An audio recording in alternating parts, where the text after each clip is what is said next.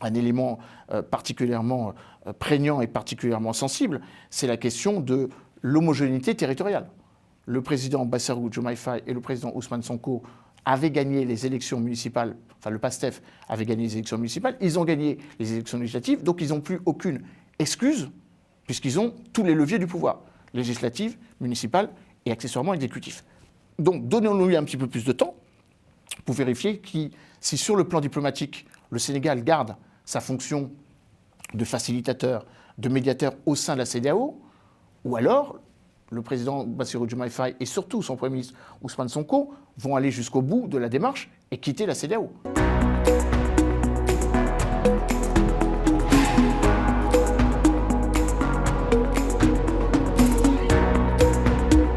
Emmanuel, il y a un autre sujet dans l'actualité, si on veut, c'est, voilà, ça fait 1 an que le président sénégalais Faye a été élu, c'était le 24 mars. 24 mai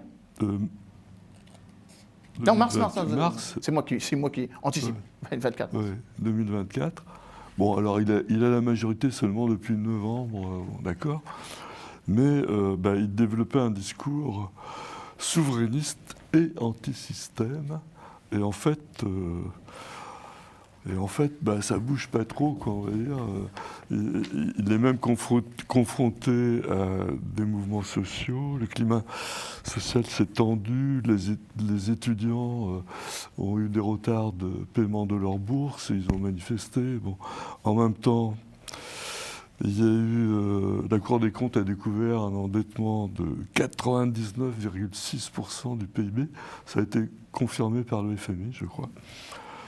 Et un déficit budgétaire de 12,3%. Donc, alors, en même temps, toujours, il y a des recettes nouvelles qui viennent du pétrole. Mais enfin, le Sénégal est dans une situation quand même qui n'est pas formidable, quoi. Il a fait son travail, par exemple, sur le mémorial. Alors, il a rendu hommage aux victimes des colons français, d'accord. Bon. Mais une fois qu'on a fait ça, comment on fait avancer le pays ? C'est toute la difficulté d'un président et d'un Premier ministre qui se sont présentés en rupture du précédent mandat. D'ailleurs, quand vous l'évoquez, la Banque centrale sénégalaise et le FMI ont confirmé que les 99% d'endettement étaient du fait, évidemment, de la précédente équipe, voire même bien sûr. Une accumulation d'endettement des précédents présidents, que ce soit le président Macky Sall et évidemment ses prédécesseurs. Donc ça, c'est une réalité dont il a hérité sans qu'il en soit responsable.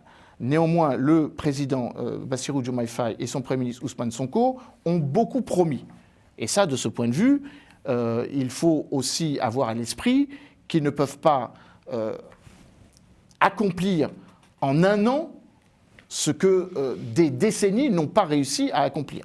Donc il faut lui laisser peut-être un peu plus de temps. Nous sommes peut-être un peu trop exigeants.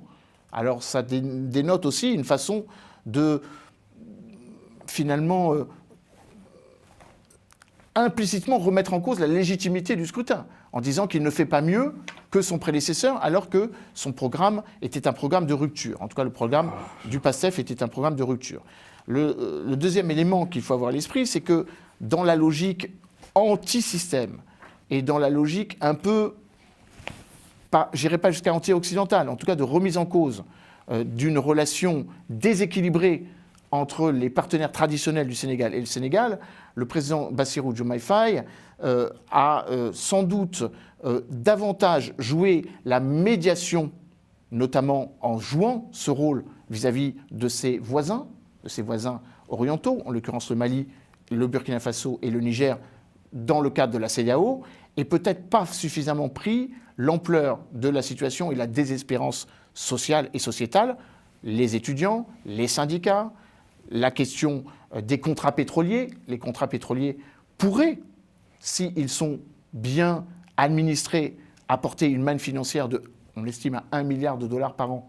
Encore faudrait-il qu'ils soient bien administrés. Donc pour l'instant, on en est au début de ce processus.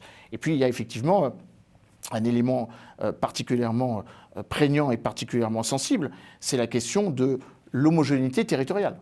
Le président Bassirou Diomaye Faye et le président Ousmane Sonko avait gagné les élections municipales, enfin le PASTEF avait gagné les élections municipales, ils ont gagné les élections législatives, donc ils n'ont plus aucune excuse, puisqu'ils ont tous les leviers du pouvoir, législatif, municipal et accessoirement exécutif. Donc donnons-lui un petit peu plus de temps pour vérifier si sur le plan diplomatique, le Sénégal garde sa fonction de facilitateur, de médiateur au sein de la CEDEAO, ou alors le président Bassirou Diomaye Faye et surtout son Premier ministre Ousmane Sonko vont aller jusqu'au bout de la démarche et quitter la CEDEAO et se rapprocher dans une logique anti-système, anti-occidentale de l'AES. Le président Tchani, le président Traoré et le président Goïta, voire même le président Déby, l'y incitent dans une logique de continuité territoriale qui irait du Sénégal jusqu'au Tchad et accessoirement qui pourrait faire naître quelques velléités du côté du Togo, peut-être même du côté de la Guinée, éventuellement aussi du Ghana, parce qu'on sait que le Ghana s'intéresse de plus en plus à l'Alliance des États du Sahel par rapport au caractère périclitant de la CEDEAO. Donc, est-ce que le président Bassirou Diomaye Faye n'a pas intérêt à faire moins d'international et plus de politique domestique pour essayer de réaffirmer davantage son pouvoir dans l'ensemble du pays?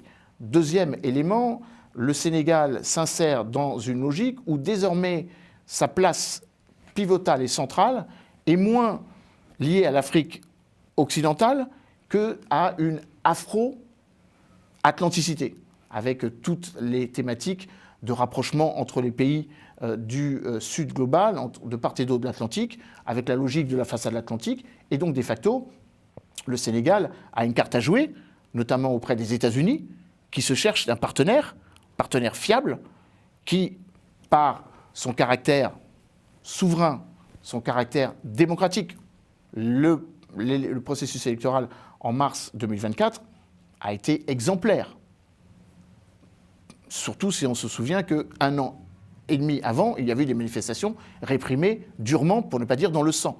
Et donc, de ce point de vue, le Sénégal pourrait jouer une sorte de lieu idéal pour les investisseurs venant de l'Atlantique, nord comme sud, venant de l'Europe, et accessoirement comme un havre de stabilité dans une région qui en connaît peu. Gageons que le nouveau président, maintenant qu'il n'est plus nouveau puisqu'il a fait un an de mandat, consacrera les trois années qui lui restent de mandat pour effectivement répondre au projet rénovateur, réformiste qui a été celui du PASTEF quand il s'est présenté aux urnes en mars dernier.